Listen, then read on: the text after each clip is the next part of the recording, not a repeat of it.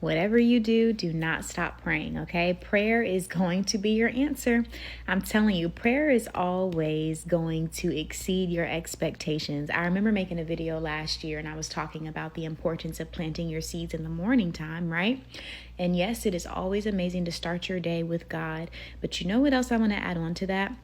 Continuously talk to God even throughout your day, okay? Make God a priority morning, noon, and night, okay? All throughout your day. It's always so funny to me because I'm like, I understand what like the older saints, right, always meant by like, baby, you're gonna have to pray about this thing, you know?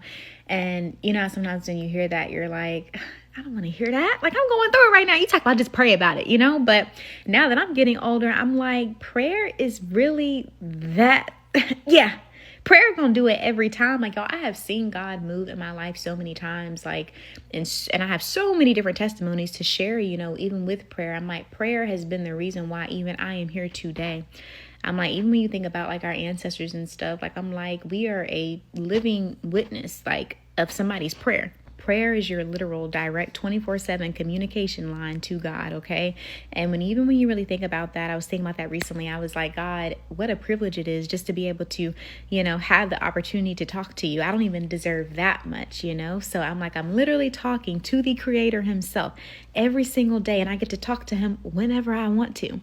Okay, God is not a limited God. He's a limitless God. So you literally are given a limitless opportunity to talk to him whenever you want to. I was reading Matthew chapter 7, verse 7, and I love this verse because it says, keep on asking. Okay, and you will receive what you're asking for. Keep seeking and you will find. Keep on knocking and the door is going to be open unto you. Key word here is keep.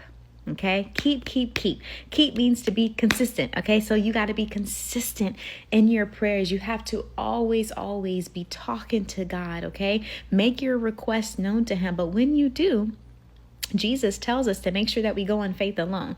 So this is something that I want to talk about really quickly because I was thinking about this last night when I was praying and I said, God, I'm coming to you boldly in faith, okay? I'm not about to be giving you these halfway prayers, okay? I'm not going to come to you in fear of thinking like, oh God, are you really going to do this? Or like, am I, you know, reaching too much? Like, is this really going to be able to get done? You know how it can be sometimes when we have these, you know, big requests to God.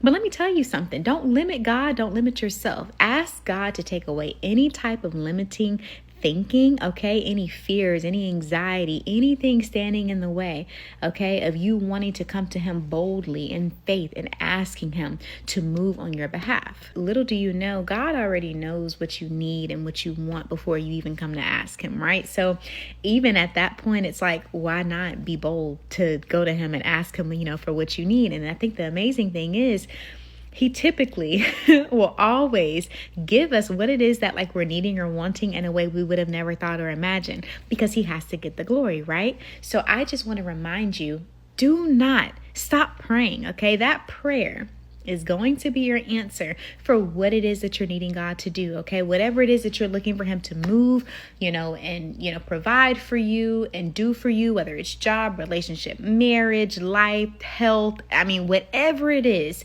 keep praying. Even when you don't see it happen, like on your timing, trust and know he is listening to you. And he's going to make sure that your prayers are going to be in alignment, okay, with the will and purpose he has for your life. And that's another point that I wanted to make is make sure that when you are praying, you know, ask God to show you how to pray. Essentially, just ask him, you know, what it is, God, you know, that you want me to say in this prayer and who you might want me to pray for. What is it in my life that I should be praying for? He will show you, you know, ask him and he will definitely lead and guide, you know, your words and your prayers. I know how sometimes as, you know, Christians, especially people who are new to their faith, they're like, you know, Dia, I don't even really know what to say to God. Like, is there a way that I have to go to him? Is there like a way that I have to present my request? No. And let me tell you why it's even more beautiful that we have the Holy Spirit, because it says that the Holy Spirit will pray in groanings that we cannot put into words to God. Because sometimes even me myself, like I've been through stuff where it's like I had no more words left to say. Like I had like zero energy. All I could do was cry to God. But I know that the Holy Spirit was praying to God in my tears, right? Letting him know, hey, this is what's wrong with her. This is what's going on with her. We got to be there to help her, right? Provide for her, heal her, and exceed this request that she's looking for us to do. Be encouraged, stay encouraged, whatever it is, whatever that thing is that you're praying over and you're praying for God to do for you and your family, your friends, and your marriage and your relationship, your friendship, your job. Do not stop praying. I'm telling you, okay, you got to keep praying. Praying, I'm convinced, is what truly keeps us sane.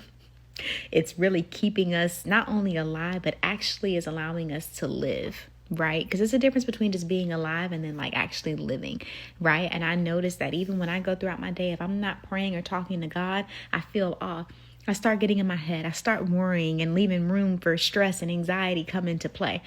But when I'm taking breaks, I'm stepping away from my work computer. I'm stepping away from things that might have my mind. And I'm saying, God, this is me and you time. Let me go to the prayer closet. Let me get on my carpet and just start pouring out to you. Let me, get, even if I'm in the shower, right? Wherever I'm at, if I'm in the car, God, I need you right now. Never doubt the power of prayer. I'm telling you, prayer will get you into doors that like regular people, things cannot. There are people sitting in rooms right now, sitting in positions right now off of prayer alone.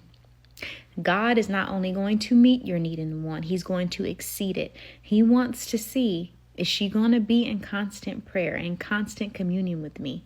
Okay, so don't doubt that power, because it's there and it will make stuff happen.